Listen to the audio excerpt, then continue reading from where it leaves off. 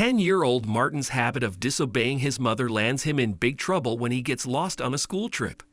Terrified and trapped in a dark, dingy cellar, he calls her for help, but the signal goes out before he can tell her about his whereabouts, and his phone dies.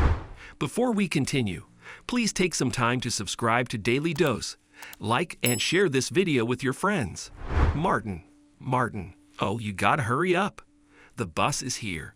Sophia cried as she went through Martin's backpack a third time to ensure he had everything he needed for his trip.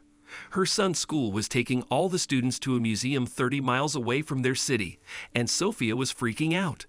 Martin was only 10 and could be quite a handful at times. As he appeared from his bedroom and grabbed his backpack, Sophia gave him her old phone. Just for emergencies. No playing games on it and wasting its battery, all right? He frowned. Mom, no.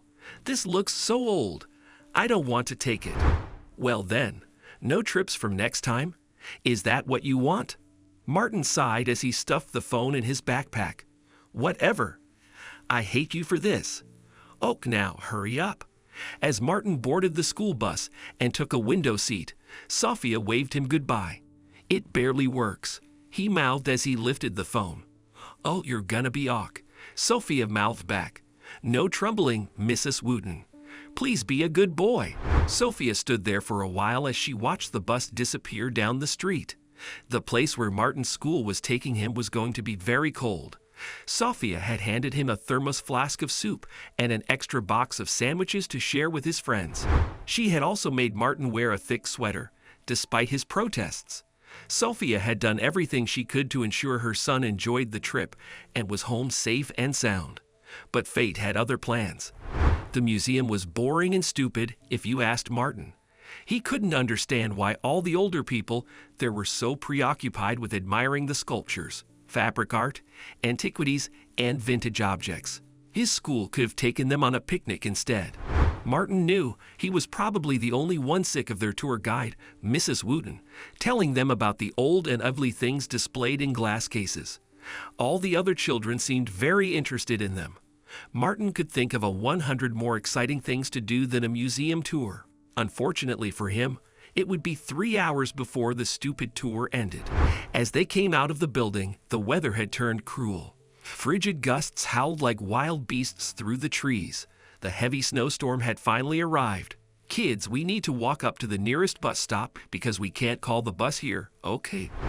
Everyone, get in line and make sure you have your scarves and jackets on, Mrs. Wooten announced. As the kids promptly formed a line, Mrs. Wooten counted them and smiled. We're good to go, kids. Let's stick together and avoid getting lost in the bad weather. Okay. Mrs. Wooten was walking behind the trail of children, keeping an eye on everyone. But for a moment, she got distracted. She got busy on a call and didn't notice when Martin disappeared. He'd snuck out of the queue and into an alley to explore the massive, abandoned mansion he'd seen on their way back from the museum. I'm going to have fun now that I've come so far, the young boy thought. Martin noticed Mrs. Wooten and the other students waiting for the bus down the street from the alley that ran parallel to the mansion. He knew their bus would be late because he'd overheard Mrs. Wooten on the phone with the driver. All right, the roads are sloppy. Don't worry. I'll stay with the kids, she'd said. Martin dashed out of the lane and threw open the dark, rusted gate at the abandoned house's entryway. He gasped as it opened with a tingle. Waboo, he said. This is so spooky. The villa looked like it hadn't been inhabited in ages, but it was beautiful. An angle-shaped fountain stood in the front yard, perhaps dry for many years. Martin ascended the stairs to the front door and pushed it. It creaked open, and he chuckled. Whoa, no locks. A waft of stench and muck met the young boy's nostrils as he stepped inside, causing him to sneeze. Well, this place could use some cleaning. He grumbled as he went in, scratching his nose. The place was freezing, and he was shivering from the cold air flowing in through the smashed glass windows in the living room. This house is huge. Who lived here? He wondered as he approached the foyer. He was about to climb the stairs to the upper floor when he heard the floorboards creak behind him. Martin turned around, and the noise stopped. Hello? Is anyone here? He asked, his voice echoing. There were no responses or sounds apart from the roaring of the freezing gusts. Martin decided not to go upstairs. He began heading deeper into the house toward the kitchen when he felt a hand on his shoulder. "Ah, ah," he screamed, yanking the stranger's hand away. He bolted as if his life depended on it and hid behind the kitchen counter. Suddenly, a soft voice said, "I'm sorry. I didn't want to scare you." Martin peeked from behind the counter and noticed a little girl clothed in a thin sweater and dungarees standing nearby. She was barefoot, and she looked unhealthy and very dirty. "Ooh, who are you?" he asked. "I'm Emily," she said. "Did I scare you?" "Oh, well, sort of," he replied, coming out from behind the counter. Do you live here?" "Not really," she said as she sat down on the hallway stairs. Martin noticed she was shivering. "My name is Martin," he replied, joining her. "Here." He took off his sweater and wrapped it around her shoulders before sitting beside her. "Where are your parents? Are you alone here?" he asked. "I don't have anyone. Mommy and Daddy died." "Oh, sorry about that," Martin said. "What happened to them?" "Aren't you cold?" she asked, looking him in the eyes. Martin's cheeks grew red, and he looked away from her. "Nah, I'm with my friends," he said. "We'll be back home soon anyway, so it's okay." "So what happened? Your parents?" As he turned to look at her, he noticed she was no longer awake. Her head was resting against the banister. She was in a deep sleep. "Hey," Martin shook her hand gently, and he knew something was wrong with her. He touched her forehead and realized her body was burning. "Oh no," he whispered. "She's running a fever. We need a doc." Martin quickly thought about how he could help Emily and realized he could call Mrs. Wooten. He hurried out the door and to the front gate but was too late. The bus and Mrs. Wooten and his classmates were gone. "Oh no," Martin panicked. "Oh no, I'm lost. How will I help Emily now? And Mom will be mad at me. I left the bus." Martin ran back into the house and tried to wake Emily, but she wouldn't respond.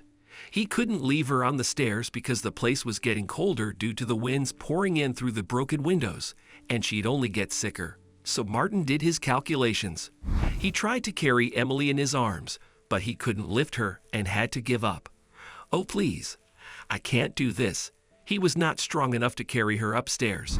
Martin thought and thought about what he could do now and pulled out his phone to call Sophia for help. But the phone wouldn't turn on. Right then, Martin looked behind the stairs, and there he saw a passage that led to a basement. Martin reasoned Emily would be safer and warmer down there than on the stairs in a windowless room. So he piggybacked her into the basement somehow and gently laid her down on an old sack he found there. "Gosh, she only looks thin. She's heavy," he sighed, squeezing his shoulders together. Suddenly, he noticed something strange. The place was packed with racks and racks of wine, and smelled odd and pungent. "Where am I? What is this place?" Martin wondered as he proceeded deeper into the basement. He saw a bunch of candles there that seemed like they'd been lit not long ago. Martin realized he wasn't alone there. Someone was living in the basement. Martin was already cold from not wearing a sweater, and now he was terrified. He reached into his pocket with trembling hands and switched on the old phone Sophie had given him with great trouble. Right then, he heard the sound of footsteps on the basement stairs. Come on. He hastily dialed his mom's number, and on the third ring she answered it. Martin hid behind a wine rack. Mom, he whispered on the phone. "I'm in a dark cellar, not far from hello." The signal was breaking.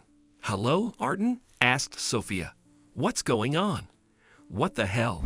"Mom, can you please be mad at me later?" "I need help. I'm in a wine storage place." "A wine storage place? A cellar? What are you doing in a cellar, Martin? Where's Mrs. Wooten?" "Mom, Martin was about to finish when he heard footsteps approaching behind him. Suddenly, he heard a voice roar. "Who's hiding there? I don't be liking unwanted guests." "Mom," Martin was now crying. "A man is here, and he. Hello, Mom." Before Martin could tell Sophia where exactly he was, the signal went out, and his phone died. Sophia panicked. "Hello, Martin? Hello." She dialed Martin again and again, but the call wouldn't go through. Sophia then dialed Mrs. Wooten, who apologized for not knowing where Martin was. I counted them on our way back from the museum, and he was meant to be on the bus. I'm sorry, Mrs. Richmond, but your son is not here. Your apologies will not bring my boy back. Sophia screamed. How could you be so reckless? I trusted the school. I trusted you, Mrs. Wooten. Mrs. Richmond, please. Sophia was so furious that she hung up the phone. She quickly called her husband, Luke, and told him everything.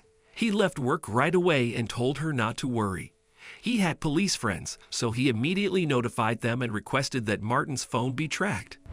When Luke got home, he informed Sophia they had discovered Martin's phone location. The couple and the cops went 30 miles to the abandoned property, where they found the secret path below the stairs that led to the cellar. Stepping inside, the parents and cops found Martin and Emily asleep on rags on the floor, covered in torn blankets. Then they saw a scruffy man emerge from behind one of the wine racks, holding a whiskey bottle. He's the one, Sophia gasped. He abducted my son. And oh dear, this little girl. He must have kept her here too. Officers, arrest him, Officer Peterson said. Hey, officer, I didn't touches the kids. The scruffy man cried as the cops cuffed him. I only gives them food and shelter. You asks the children. But the cops didn't listen to him and took him to the station. Sophia had assured the cops that she would bring Emily to the station later. Meanwhile, the loud voices and screams of the homeless man awakened Martin and Emily. Mom. Martin jumped to his feet and hugged his mother, tears streaming down their cheeks. Oh, Mom, you're here. Thanks for coming, Mom. Thank you. How did you end up here, Martin? And who's this girl? Martin pulled away from her. I just heard Joseph. He helped us, Mom. He helped Emily too. Where is he? Didn't you meet the homeless man who lives here? What? Sophia asked. He, what? Martin's parents were shocked and embarrassed to have judged Joseph as Martin recounted the poor man's story. Martin revealed that Joseph was homeless and had been living in the cellar because the house was abandoned. He gave him and Emily his rags and blankets so they wouldn't have to sleep on the floor, and he also shared his food with them, the sandwiches and tea he'd bought with his last money. Because there was a snowstorm outside and he didn't have a phone. He told the kids to wait in the cellar and that he would go out later and call someone for help. I'd left my bag on the bus, Mom, Martin explained, and I was very hungry. Emily was sick, and Joseph gave her some medicine he had. We were so full after having the sandwiches and tea that we fell asleep. I'm sorry about sneaking into this house. I shouldn't have done it. What you did was awful, and you'll be grounded, Martin. But Sophia said, we need to tell the cops Joseph isn't to blame. And what about Emily? How did she end up here? I'll explain it later. First, let's help Joseph, Mom. He'll tell you everything. I feel so bad that he's in trouble because of me. When Martin, his parents, and Emily arrived at the station, Joseph was released. Then they all went to a cafe to talk, where Joseph began telling his story. The poor man revealed Emily was an unfortunate soul like him. She was an orphan and lived in a shelter where she was bullied, so she ran away from there and sought shelter in the abandoned mansion. She thought no one lived there, but I was there. I took her in and decided to keep her safe, he confessed. I told thee, I'm no bad man, Joseph cried. I a poor soul, she a poor girl, very sad and alone. I comes here to this country to become art teacher. I a painter. My wife tells lies to everybody that I a violent man and leaves me, and nobody at teaching respects me. I gives up the job and becomes a beggar. That house is very old. I lived there, slept. The money I gets from begging helps me eat. Martin's parents exchanged a glance. But Joseph, you can't keep Emily like that, Luke said. Things don't work out like that here. I'm not sure how they were in your home country, but you need her custody. How about we adopt Emily and give you a job? I mean, we were trying for a second child, but you know, we think this was God's way of sending Emily to us. We can help you both. Honey, what do you think? Sophia nodded. You gives me work? Joseph asked. Oh, kind man you are. God sent. How would this man thanks you?" Joseph burst into tears at Luke and Sophia's generosity, and Luke had to put his arms around the homeless man to console him. He and Sophia hired Joseph as Emily and Martin's art teacher. They gave him a way to reclaim his life, while also providing a new, better life for a young, orphaned Emily by adopting her as their daughter.